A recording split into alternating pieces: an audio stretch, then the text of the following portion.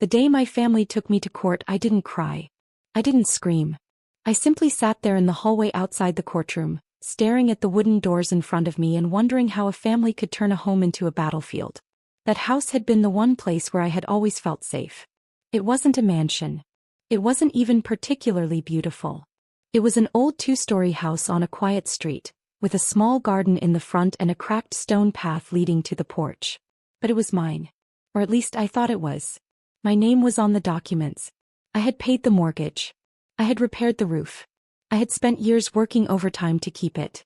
And yet, on that morning, my own parents were sitting on the other side of the courtroom, telling a judge that I had no right to call the house mine. My younger sister was sitting beside them. She wouldn't even look at me. And that hurt more than anything else. 3 months earlier, everything had been completely different. My father had called me one Sunday evening. His voice sounded tired. "Can you come over tomorrow?" I immediately knew something was wrong. My father wasn't the kind of man who asked for help easily. The next morning I drove to my parents' house. When I walked into the living room, my mother was sitting quietly on the sofa. My father was holding a folder. My sister Emily was there too. Nobody smiled. I sat down. "What happened?" My father opened the folder. "We need to talk about the house." I frowned. "What about it?" My mother looked at me. "Your sister needs somewhere to live." I looked toward Emily. She was 28 years old and had recently separated from her husband. I understood that she was going through a difficult period, but I didn't understand what that had to do with my house. "She can stay with me for a while," I said. "The guest room is empty." My sister finally looked at me. "I don't want to stay with you." I was surprised. "Hey, then what do you want?"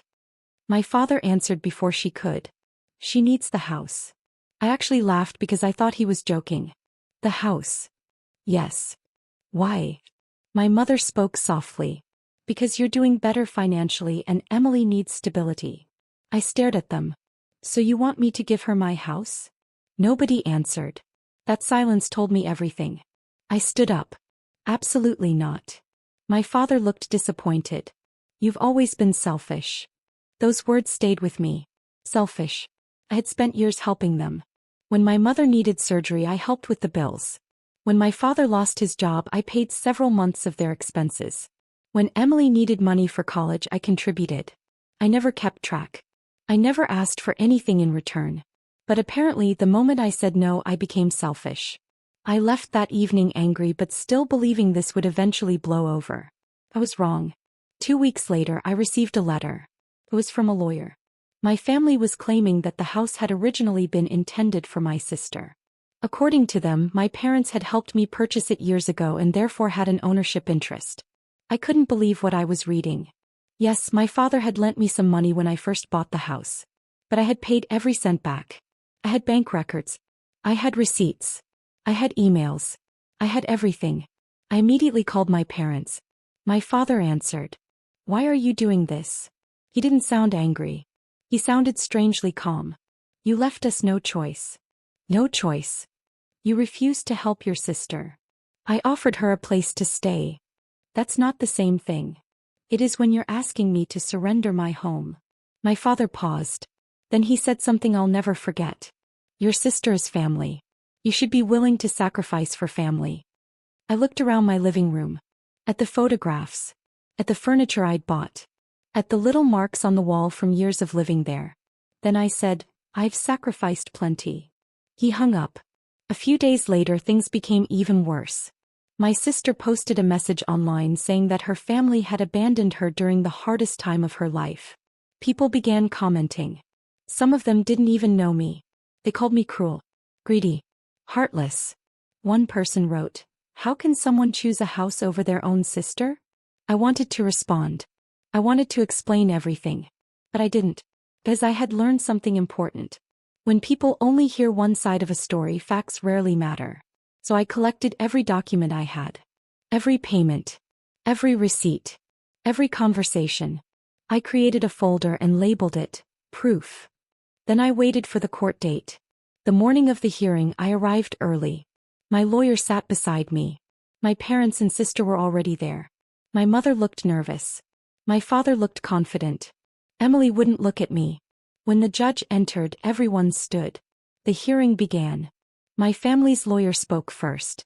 He described my parents as generous people who had sacrificed everything for their children. He explained that the house had allegedly been purchased with family money. Then he said something that shocked me. My client's position is that the defendant understood the property was intended to remain within the family. I almost laughed. Remain within the family? I had lived there for 9 years. I had paid the mortgage for 9 years. I had renovated the kitchen. I had replaced the windows. I had repaired the plumbing. I had even paid the property taxes. But apparently none of that mattered. Then my father was called to speak. He walked to the witness stand. He looked at me. For a moment I saw the father I remembered from childhood. The man who had taught me to ride a bicycle. The man who had waited outside my school when I was sick. Then he began speaking. We helped him buy the house because we believed he would eventually help his sister. I felt my stomach drop. That wasn't true. My lawyer asked him a simple question. Did your son repay the money you gave him? My father hesitated. Yes. All of it? Yes. Do you have any written agreement stating that the house belonged to your daughter? My father looked toward his lawyer. No. Did you ever make such an agreement? No. Did your son ever sign a document transferring ownership to your daughter? No. My lawyer nodded. Then he sat down. My mother was next. She said that I had always been independent. She said Emily had always needed more support. Then she added, we believed he would understand. I looked at her. Understand what? The judge asked me to remain quiet. So I did. Then came the moment that changed everything. My lawyer produced an old bank statement. It showed the exact amount my father had given me years earlier. Beside it was another record. A repayment. Then another. And another. The money had been returned completely. But my lawyer wasn't finished. He pulled out a second folder. Inside were emails between my father and me. One email written years earlier said, once you finish paying the loan, the house is completely yours. Your mother and I are proud of you. The courtroom became silent. My father's face changed. My mother lowered her eyes. Even Emily looked shocked. My lawyer handed the email to the judge. Then he said, this was never an ownership dispute. This is a family disagreement that became a legal claim after my client refused to surrender his property. The judge looked at my father. Is this email authentic? My father didn't answer immediately. Finally he said, yes. The judge asked, then why are we here? My father looked at me. And for the first time that day I saw tears in his eyes. He didn't have an answer.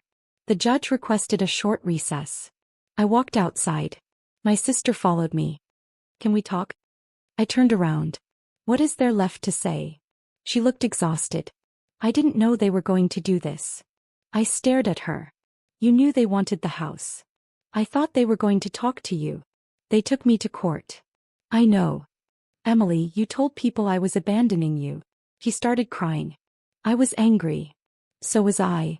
I felt like everyone was choosing you. I shook my head. I never asked anyone to choose me. She wiped her tears. I thought you had everything.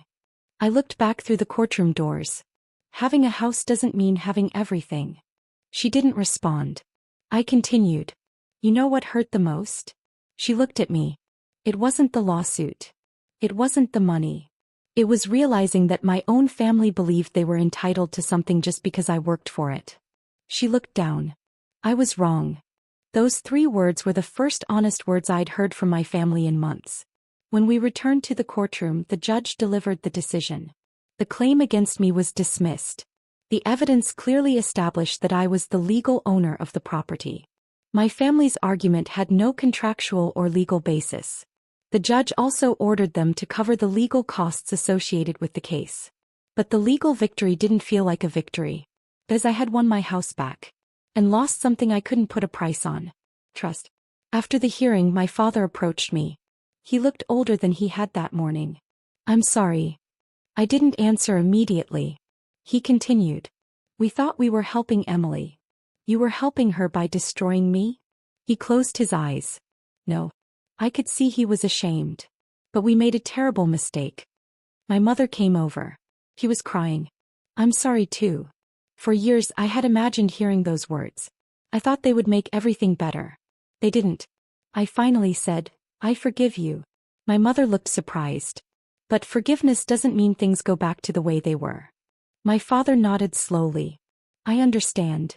Emily stood a few steps away. She looked at me.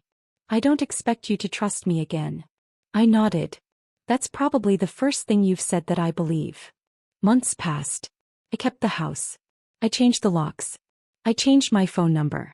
And I stopped explaining myself to people who had already decided who I was. Emily eventually found a small apartment and started rebuilding her life. My parents and I remained distant. We occasionally spoke. Birthdays. Holidays. Short conversations. Nothing more. Maybe someday things will change. Maybe they won't. But I learned something from that experience. Family doesn't give someone the right to take away your boundaries. Love doesn't mean surrendering everything you own. And saying no doesn't make you selfish. Sometimes the hardest thing a person can do is protect the life they spent years building.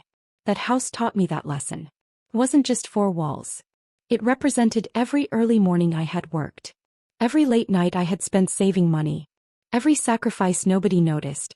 And when my family tried to take it from me, I finally understood something I should have understood years earlier. You can love your family without allowing them to control your life. You can forgive someone without giving them unlimited access to you. And you can walk away from people you love when staying close to them destroys your peace. The house is still standing today. The garden is bigger. The walls have been repainted. The old cracked path has been replaced. Sometimes in the evening I sit on the porch with a cup of coffee and watch the sunset. And I think about that courtroom. About the people who once meant everything to me. About the decision that changed our family forever. I don't hate them. I don't regret protecting myself. And I don't feel guilty anymore. Because sometimes, protecting your home isn't really about protecting a building. Sometimes it's about protecting the person you became while building it.